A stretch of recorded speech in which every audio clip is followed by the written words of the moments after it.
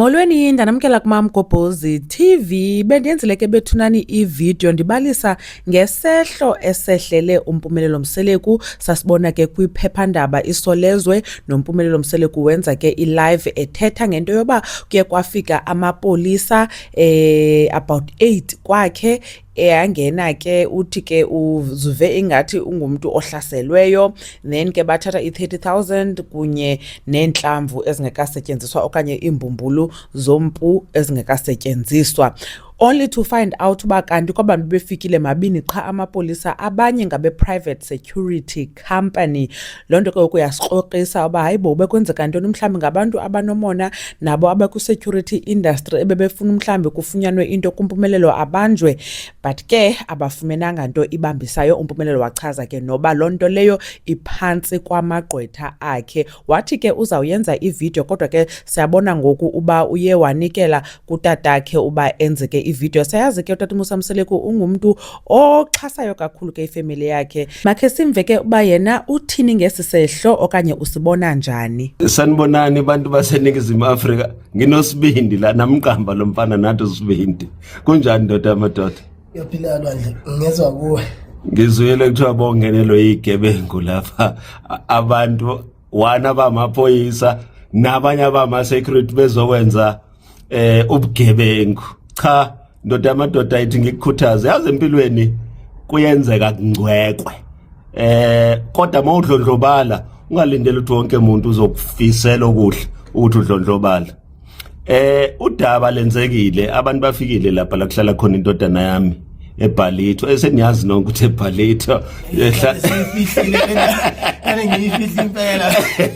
yeah, so abantu bakuvakashela lapha eBhalito, kodwa ke udaba asilihedlishi thina njengabantu bakaMseleku, sesilifake kubameli ibona abazokhuluma nabezomthetho, because mina ngicabanga ukuthi ubugebengu nje obuhleliwe ukuthi banga-implicate ukuthi yazi nawe Impumelelo wenza izinto ezingacatshanga ukuthi bezingenziwa umuntu ongangawe. Manje umona ke ngeke ngwenze lutho. Cabanga mina kwakuthiwa ngithwele, mhlambe wena sekuthiwa unemali awusafani nami. Kodwa ke hayi indoda le iyaphila, nami ngiyaphila, siyibambile siyaphambili. Ngiyabonga kakhulu. Thank you. Hayi ke nimvile ke utsho tata uMusa Mseleku uba umntu once kubonwe uba ingathi ubheka phambili wenza izinto abakhona ke amayelenqa nomona, naye ke bekuthiwa ungumntu othweleyo okanye kuthiwa ungumntu othweleyo. So yena ke usibindi hopefully ke kwavele kuthiwe unemali kungathiwa uthwele, and ke uyatsho uba le nto bona bayibona njengento yobugebengu. Aba bantu it means bebengayanga kuba bene-case elegit, mhlawumbi ke bebesenza nje ubugebengu babo.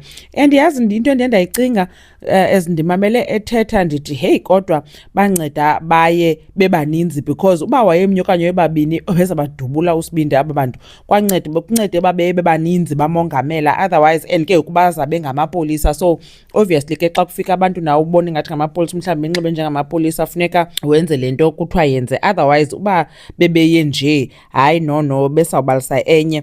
But ke utata uMusa Mseleku sevuya ukuva ke esitsho uba uMpumelelo uright, uphilile, naye uphilile, and siyambona nathi uba uphilile nyani. So ku-season 9 kaThando Nesithembu sizabe simbukele eright, asizobe siba nasizi. Siyavuya ke ubona loo nto leyo.